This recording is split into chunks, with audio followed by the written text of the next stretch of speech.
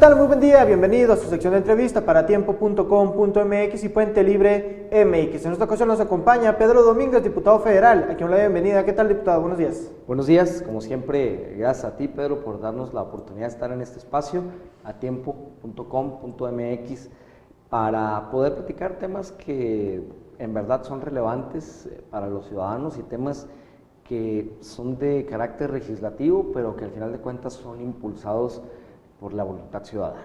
Antes de entrar a los temas que tenemos uno en particular, ¿cómo ha visto las campañas? Ya alrededor de 3 semanas, ¿cómo las ha visto? ¿Prenden, no prenden? Denos comentarios. Creo que los candidatos están haciendo su mejor esfuerzo.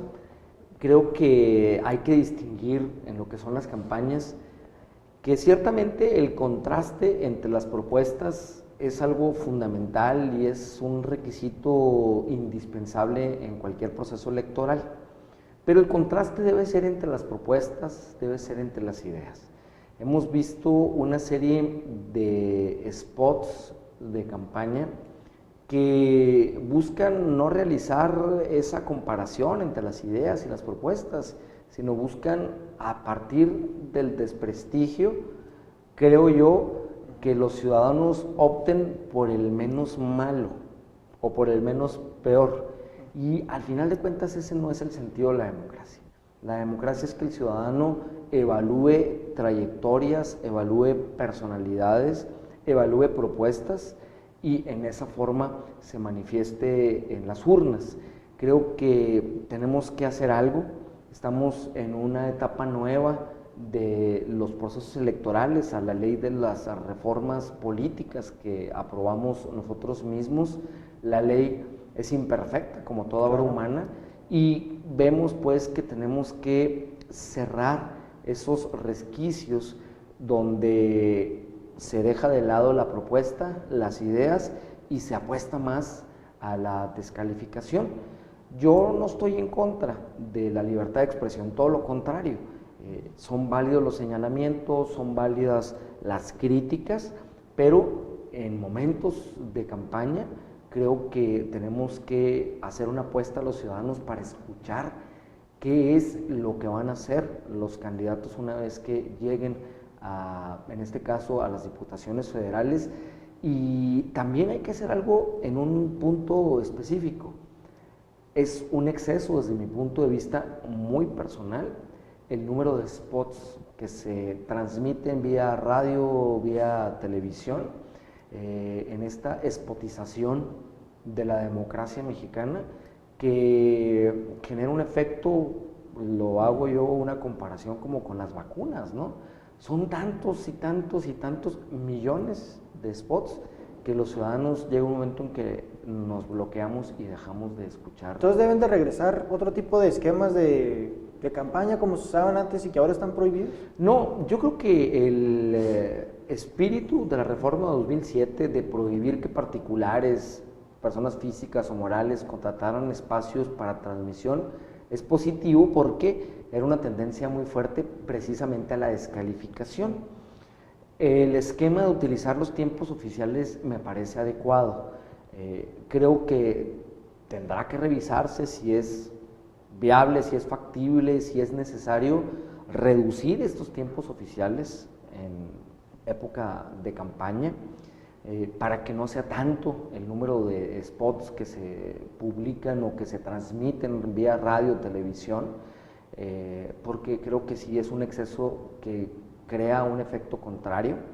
Y creo que los órganos electorales, en este caso el Tribunal Electoral, tiene que ser muy fino en su percepción, en su opinión, en su interpretación de la Constitución, de los tratados internacionales, sobre qué contenidos son calumniosos, qué contenidos entrañan guerra sucia, para poder establecer una base sobre la cual se privilegie, insisto, las propuestas, las ideas, y que todo esto no nos lleve al voto del menos mal, porque al final de cuentas se desincentiva la participación ciudadana. ¿Y eso está pasando ahorita en estos momentos? Siento que hay partidos políticos que están haciendo una apuesta por la difamación, por la crítica, Creo que no podemos caer en ese juego maniqueo de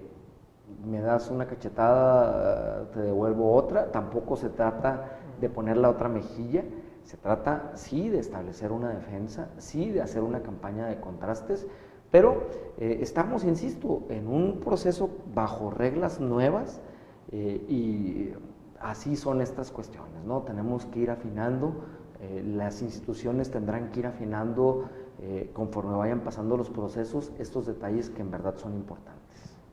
Diputado, tú fuiste candidato, se habló recientemente entre los candidatos a diputados federales del PRI que hay recortes todavía ahí a sus campañas.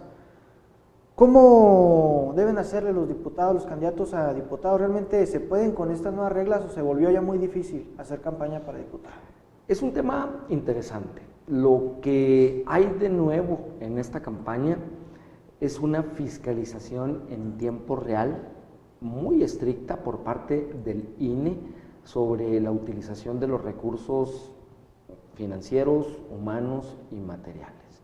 Esto es positivo porque nos asegura un techo parejo, un piso parejo para todos los candidatos, donde esto aporta sí a que el candidato con mayor presencia entre la ciudadanía pueda asegurar un contacto más directo, una transmisión más efectiva de su mensaje y con esto ganar adeptos. El tema de la fiscalización es estricto, es general, los criterios que está marcando el INE en su comisión de fiscalización, el propio Consejo General, son estrictos. Creo que es positivo que no haya un dispendio en las campañas, que se cuiden aspectos ecológicos como el que no puedan entregarse artículos utilitarios, únicamente aquellos realizados con textiles. Creo que esto es positivo. Y la campaña o las campañas siempre son difíciles, pero creo que con gastar suelas, con transmitir ideas, con tener un contacto personalizado, los candidatos que logren tener estas características son los que van a ganar las elecciones sin lugar a dudas y respetando las normas, las leyes, las reglas de las campañas, de la fiscalización. No debe haber ningún problema porque al final de cuentas, insisto, el piso es el mismo para todos. Diputado, ¿a usted le recortaron cuando era candidato a diputado? ¿Recortaron recursos? Oye, ¿tienes tanto? ¿Resultó que ahora no tienes tanto? ¿Cómo le hizo? Sí, esto es algo común, no es nada novedoso, es algo común.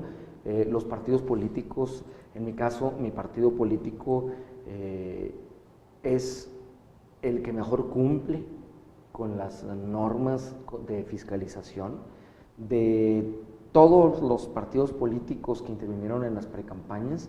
El PRI es el que tuvo el menor número de faltas o inconsistencias y estas fueron menores, fueron 4 nada más, y estamos hablando de miles de candidatos que estamos postulando a lo largo de todo el país. Y el partido tiene siempre pues esa previsión de reducir el gasto de campaña para generar una especie de barrera o de colchón protector y evitar que los candidatos rebasen los límites establecidos en la ley.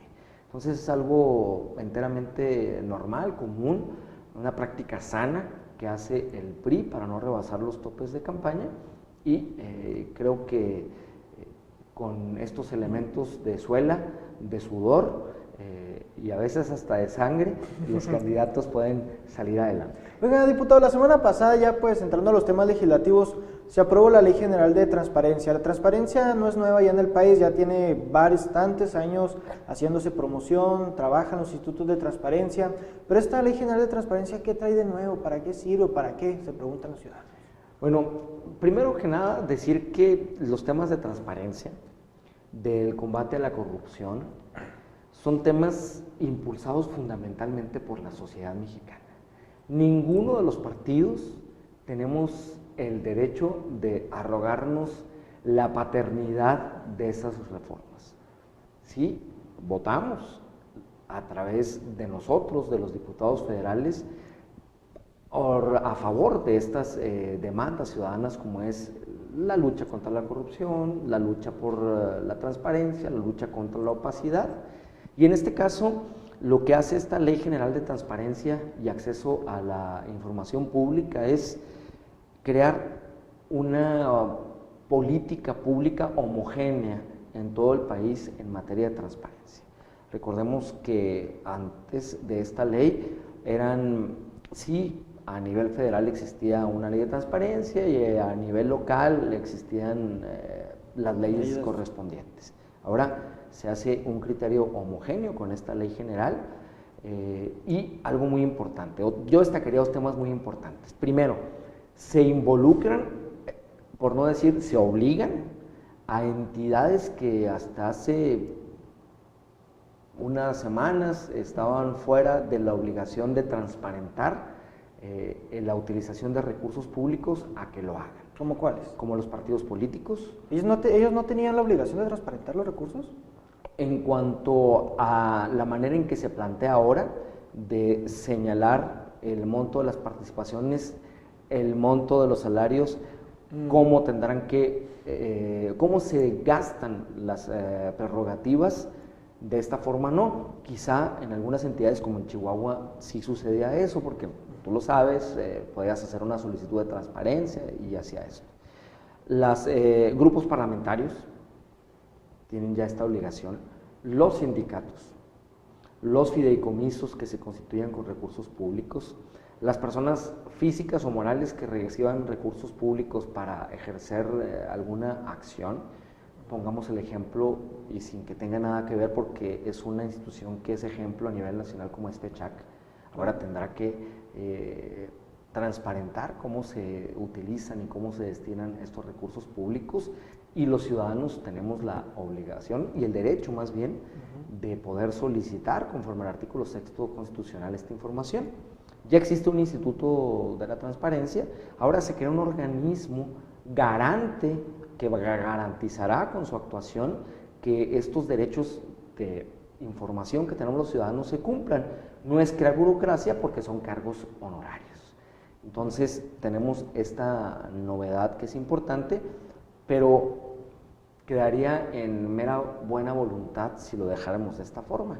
Ahora se le dan dientes a estos institutos, a estos órganos garantes, y se van a imponer sanciones que pueden ser multas elevadas a quien no cumpla con las solicitudes de información. Muy importante, obviamente quedan como posibilidad de reservarse información en materia de seguridad pública, en materia de seguridad del Estado, en acuerdos comerciales que se tengan, pero se dejan insalvados. No se puede reservar información en dos temas que son trascendentales: violación de los derechos humanos, de los derechos fundamentales, y tratándose de casos de corrupción. En estos dos casos, de ninguna forma se puede tratar de ocultar la información en una reserva de ley. La reserva de ley se disminuye el término, se establece un término que puede ser de 5 años con posibilidad de ampliarse otros 5 más. Y todo esto, insisto, es una conquista de la sociedad mexicana, de organizaciones de la sociedad civil, de ciudadanos que se pronuncian, y donde los partidos políticos, a través de quien los representamos en los órganos legislativos, Cámara de Senadores, Cámara de Diputados, no hacemos más que interpretar la voluntad, la necesidad que existe en el país de transparencia, y lo traducimos en una ley que no tiene distingos, que no lleva dedicatorias, que no tiene una autoría partidista. Insisto, es una autoría de los mexicanos y nosotros respondemos a ello. A eso iba, diputado. ¿Qué significa para la sociedad esta ley? Que cualquier ciudadano puede ejercer su derecho constitucional, artículo 6, y solicitar una información para saber cómo se utiliza nuestro dinero, cómo se utilizan los recursos públicos que se forman por las aportaciones que hacemos los mexicanos con el pago de los impuestos. Es de elemental lógica y un elemental derecho de los ciudadanos saber en qué se utilizan los recursos públicos. Esta ley lo garantiza transparenta el manejo de los recursos públicos y lo amplía a todos y cada uno de las personas, de los entes, de las instituciones que manejan recursos públicos, porque anteriormente, bueno, pues eran únicamente algunos los entes obligados a transparentar los gastos, pero había algunos que quedaban fuera.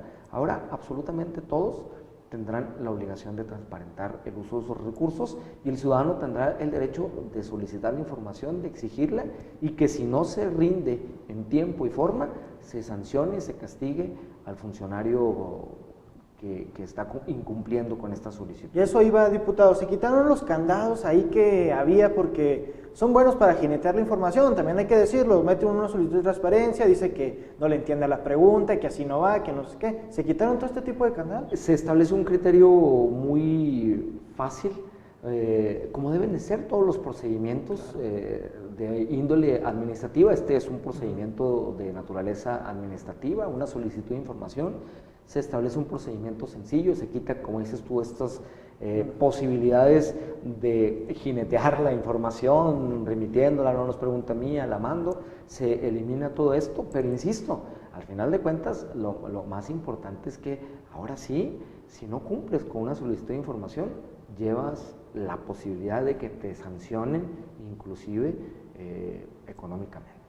¿Los diputados en particular o es solamente los diputados como fracción parlamentaria? Los grupos parlamentarios son los que manejan recursos públicos. Los diputados en lo particular podemos, y si nos solicitan, rendir información con algunos conceptos que recibimos. Por ejemplo, recibimos una cantidad para utilizarla en oficinas de gestión ciudadana o de vinculación ciudadana.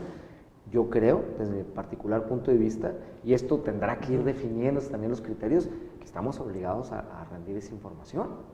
A mí será cuestión de un año y medio, me hicieron una pregunta e hice un desglose detallado de cómo y cuánto gasto de esta partida y es más de lo que me otorgan lo que yo gasto. Creo que los ciudadanos no merecen que nosotros ocultemos esta información.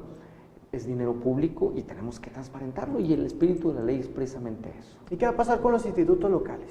Siguen funcionando, obviamente con una serie de facultades que pueden ser concurrentes. Puede haber facultad de atracción en algunos casos por parte del órgano federal, tal como sucede en el caso del INE y estos organismos públicos locales, donde bajo ciertos requisitos que se actualicen puede atraer el órgano federal una solicitud de información, un asunto de este tipo, para poder obligar al sujeto obligado y que los ciudadanos tengan la tranquilidad que no quedará en un aspecto meramente local su asunto, sino que también hay otra instancia, no sé si superior, pero una instancia diferente que puede garantizarle su derecho a preguntar. Ya para cerrar, diputado, ¿cómo hacer que el ciudadano pregunte? El ciudadano por naturaleza quiere saber en qué se gasta,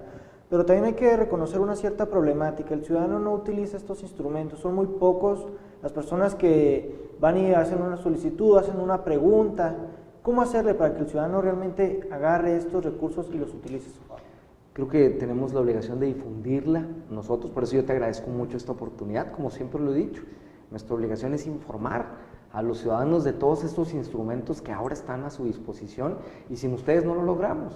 Entonces, difundirla, que los ciudadanos tengamos una conciencia clara que estamos haciendo las cosas para que funcionen, que no son cuestiones meramente cosméticas o para darle la vuelta al asunto o para aparentar que hacemos.